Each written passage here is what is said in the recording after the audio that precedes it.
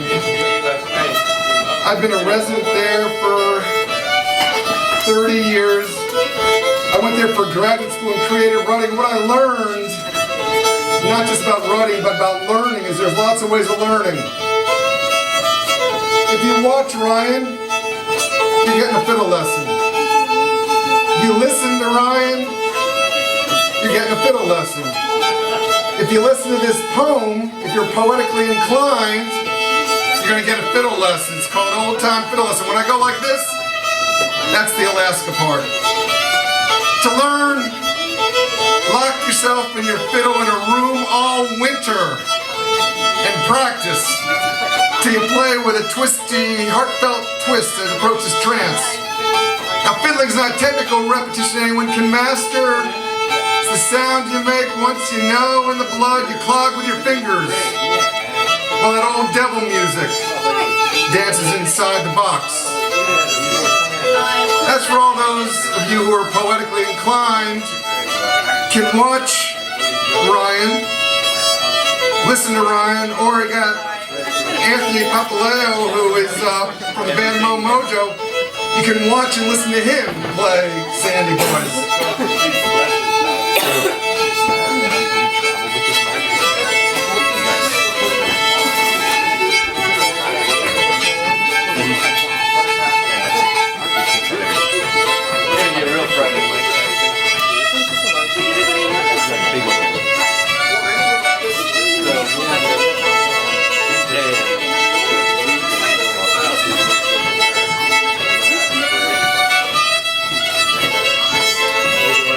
Rosie Newton give you another version of this lesson.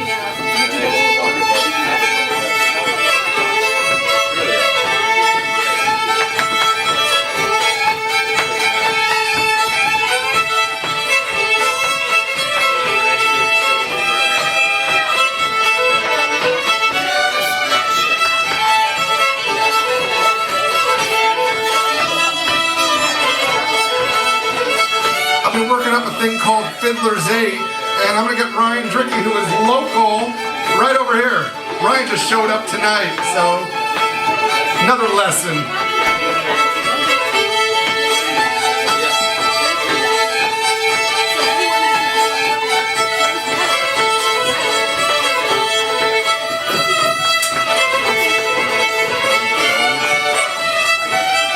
And I'll play a little bit of it myself.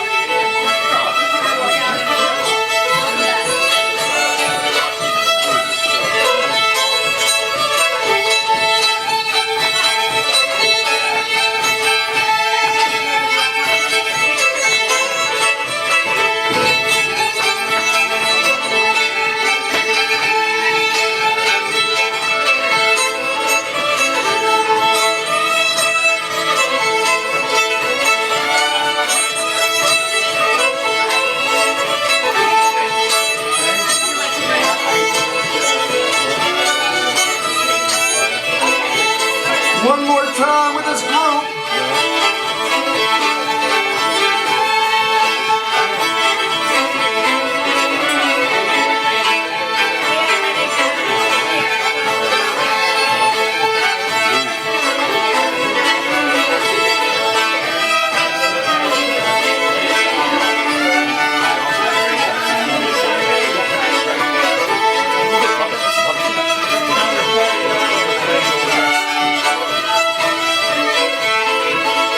And now the Corn Potato String Band.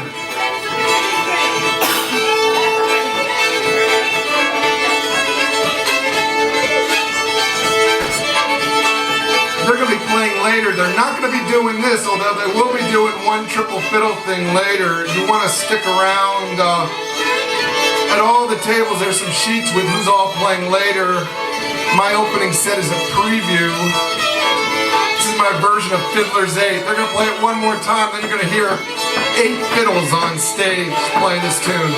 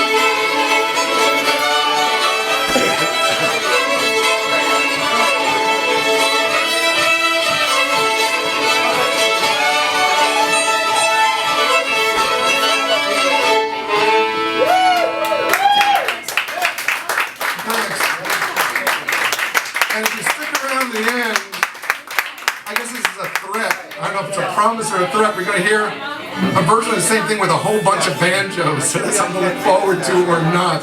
Yeah. So I'm gonna take out my mandolin, and that's a traditional tune, West Virginia fiddle tune, Sandy Boys, and I've made up a bunch of tunes. I'm gonna play a waltz on mandolin. Anybody here been up to Alaska or been to Fairbanks, Alaska? I moved up there in 1985. It remains one of my favorite places on the planet. And I made up a waltz called the Fairbanks Cabin Waltz. And have a little story and a poem, maybe a story or a poem to go with it.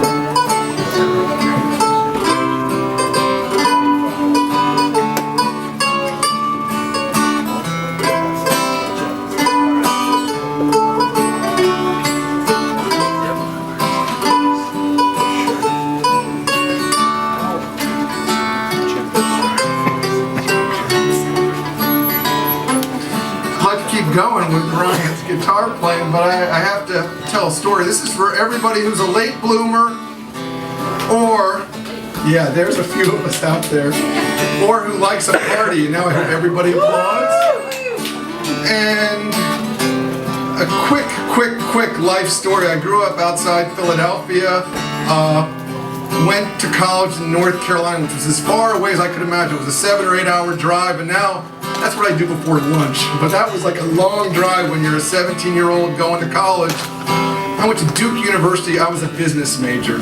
I became an Alaska fiddling poet. You know, it's a different kind of career path. In my 20s is when I started playing fiddle.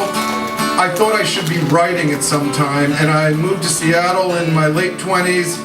People asked, how did I get to Alaska? I had a romance that didn't work. You go to further from Seattle, there I was in Fairbanks, Alaska in an MFA program in creative writing. And what was so eye-opening in Fairbanks, at the end of every semester we always had a party, and I thought if I ever taught in college or university we would always have a party. Fast forward a few years later and I was the writing teacher in Nome, Alaska for the University of Alaska campus in Nome. I don't know who's been to Alaska, but I'm probably the only person here who's been to Nome, which is... Who's been to Nome? I've been to Nome. Oh, God. Nome is a far place. You're a couple hundred miles from Russia. Nome is the biggest thing. In fact, I didn't tell this last night, but there's all these great fiddle players and banjo players and singers. This is an amazing lineup. I've been blessed from the time I started playing in North Carolina, being around people who are the best. And I've always been really shy about my playing because there are always people who are better. But when I lived in Nome, I was the best for 1,000 miles. It was really good for my confidence. And when I lived in Nome, I taught writing over telephone. I traveled to villages. Actually, I went to places where not only was I the best for 1,000 miles, I was making history by carrying a fiddle there. But that's another story in that to have a party when you're teaching over telephone where you only get to places by plane was a challenge. But I did, and I have a poem called Class Party Nome. There were 14 people, 8 sites, semester final meeting. From the Nome classroom, I called attendance, kicked off festivities by picking Irish jig, a reel, New England hornpipe on mandolin. 2 young women exchanged tunes from Mogadon, warbled folk songs in Russian. Next to 3 guys from prison acted the courtroom drama they'd scripted, Appeal to God. From the village of Wales, Vince blew his harmonica, strummed guitar, and sang Woody Guthrie. From the Unalakleet Baptist Church, Loretta played Bach. From Koyak, Polly told the story her grandfather had told on his deathbed, and so on. So Tammy from Nome counted 5, 4, 3, 2, 1. Asked everybody everywhere to reach for the cookie she'd mailed late last week and munch. It's probably Huey from jail who hammed the comic smacking noises. And I closed by fiddling the waltz in D I'd written for those who had dropped, who had earlier dismissed themselves. So we had a talent show party over the phone, and I had a brilliant student who baked cookies, mailed them with the instructions to take them to class. It would be as if Manhattan had 3,500 people, and if you wanted to go from here to Tarrytown, you had to get on an airplane. There were only 600 people, and to get to Newark, to get on an airplane, there's only like 400 people. And if you want to go to Suffolk County in Long Island, there's maybe 800 people, and you have to get on a plane. There's no rail, there's no cars, no bridges, and everybody eating cookies at the same time. That's what we did for fun in the early 90s in Nome. I'm gonna get my fiddle and play that tune one time with Ryan here.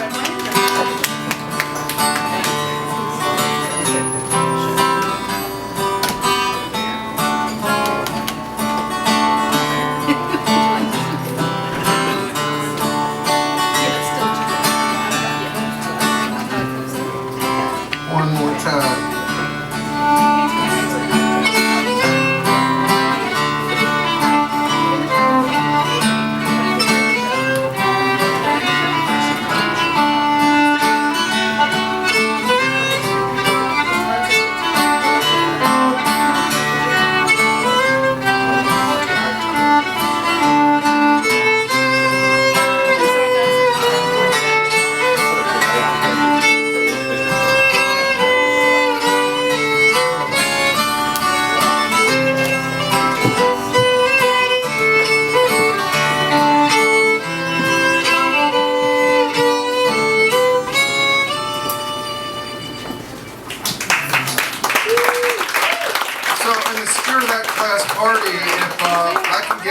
Anna and Elizabeth and Rosie to come up, and they're going to do, maybe they're going to do what they did last night, maybe they're going to do something different, but they're going to do something because Anna and Elizabeth are going to be coming up later, Rosie Newton's coming up later, and you get to see what they're doing now, so you don't go anywhere before they play. And headed for the west, go and tell my true love one I love the best. Go and tell my true love one I love the best.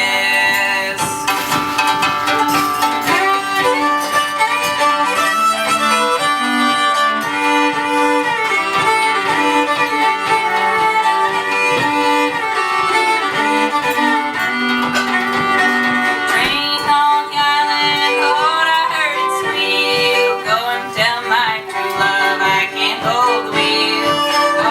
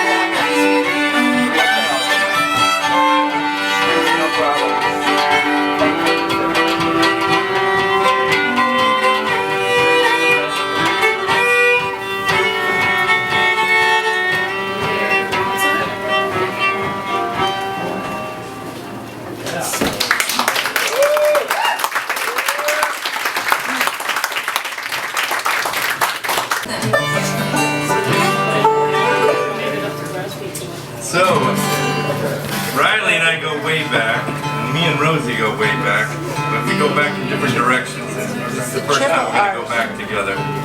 And Riley suggested that we do a tune that was written by a dear friend of ours who passed away a couple of years ago. He was a Ithaca songwriter named Timmy Brown.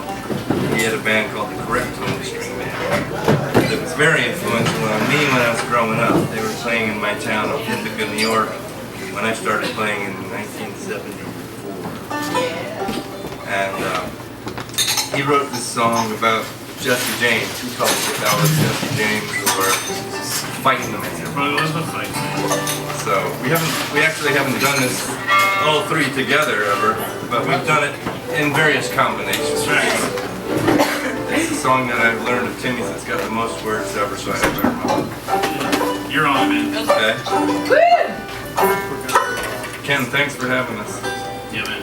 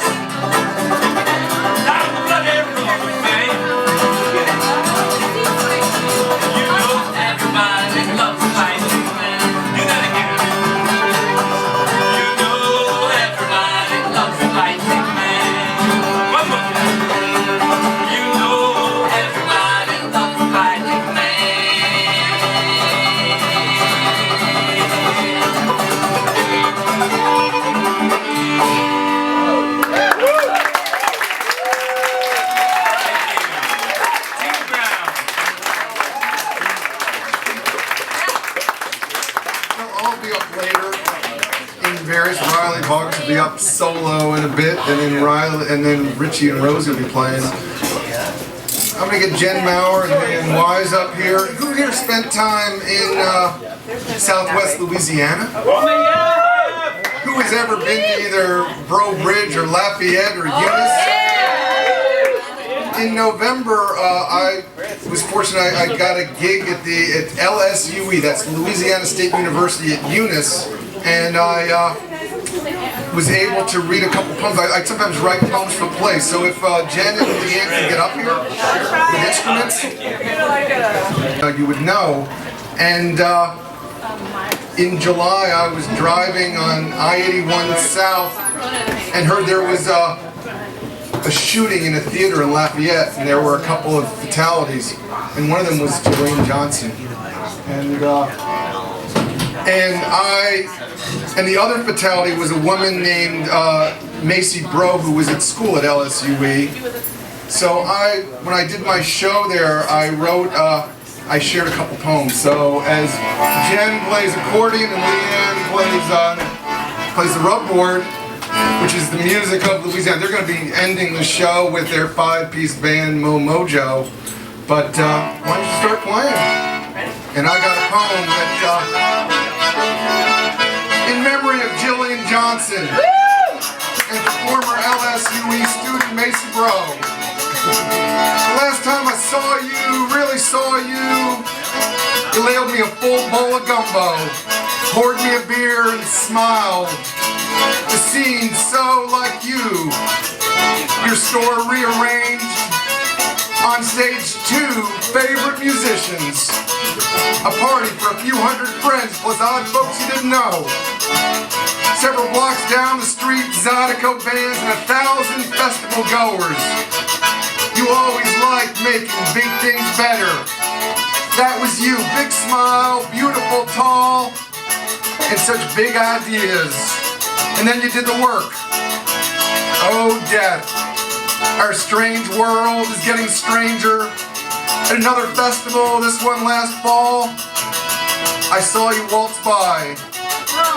You played and you worked. I shared that poem at LSUE, and I wrote a poem specific for the show called Absolutely Eunice. For everybody who spent time, or another 3 or 4 weeks, we got Mardi Gras down there, and I'll be down there myself. That's my second home is in Louisiana. Absolutely Eunice, this poem is called. Every place is an absolutely special place. Up here in between Crowley and Mamou, nowhere is quite so town, country, Cajun. I can hear French and see the honest truths. I can go dance to the absolute fine old music. Earth, yes, has absolutely blessed this place. And I'm going to read one more poem I didn't read last night with this.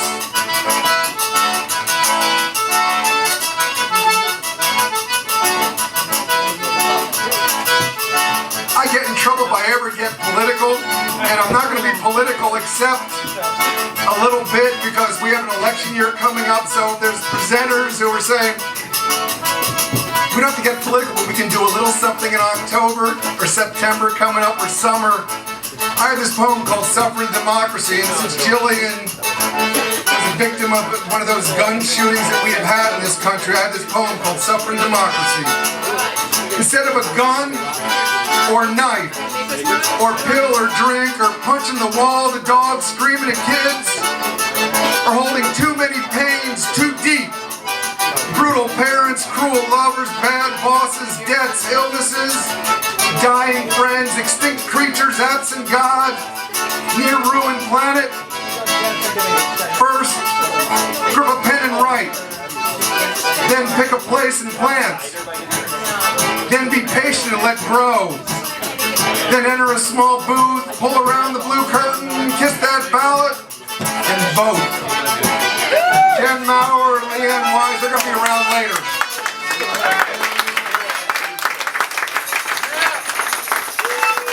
I'm going to do one more fact. Jen is not only going to be around later, she's going to be around now. You'll hear her tonight playing accordion. She plays bass, she plays guitar, she writes great songs. and she dances too. So, oh man, she's a great songwriter. So we got Elizabeth, we got Jen, we may have Lindsay coming up here, and Townhouse. Jack Fontanella. Oh God, yes. Are you going to lay down a beat, you dancers? Okay. This is for everybody who has ever spent time in Juneau, Alaska. And Martha's here, and I know Martha from Juneau way back, but now she has Quicksilver Productions. So you know Quicksilver, they are our friends. And one of my friends is a fellow named Jack Fontanella, who is a banjo player, guitar player, stand-up bass player, dance caller, teaches first and second graders, a happy guy. Richie knows him, Martha knows him, I sure know him. And I remember seeing him in the Juneau post office not looking happy. I said, Jack, how you doing? He said, not good. I said, not good? He said, yeah, house burned down. As a musician, that is a terrible thing. And Juneau is like other places, so Jack and Jenna, his partner, now his wife, I mean, they were girlfriend, but now they're married. People in Juneau found them a place. Within a week, people raised money. Jack had another guitar. What I did 3 weeks later, I was leading a writing workshop. And I wrote something that I was thinking about, which is what those instruments sounded like right before they burnt up. This is Burnt Down House for Jack Fontanella. The night of the cabin fire, in the midst of cupboards and kitchenware, closets and clothes, when the flames came picking. I like to think how the two guitars, mandolin, banjo, bass, and fiddle might jumped out of their skins a moment to make the craziest, most raucous, caterwauling noise. Enough riders, Jabberwock, fuel a dozen generations old-time string bands. We're slipping back into maple, smoke hot and right. The instruments last bright.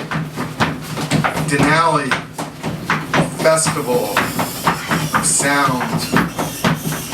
I wrote that, I gave to Jack. I heard he had it on his refrigerator door, and as he was getting on with his life, I said, Jack, I make up fiddle tunes. Would you like a fiddle tune, Burnt Down House? And he should have said, fiddling poet, don't press your luck. But he said, okay. And I gave him the big question, with old-time music, key of A or key of D? And he said, key of D.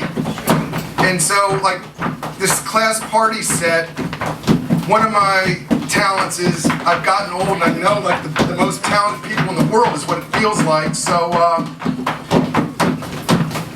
I'm going to play Burnt Down House to the percussive dance. And Aaron Lewis, who was never, I guess he heard this tune last night, I trust that he will do something with twin fiddle with me. And then after this ends, Evie Leigh and Keith Terry are going to come up and we're going to vacate the stage. Are you up here now? Yep. I don't know. She could be. Right behind you. Oh, God. I didn't even know. This was different than last night. Evie wasn't up. Okay, so Burnt Down House.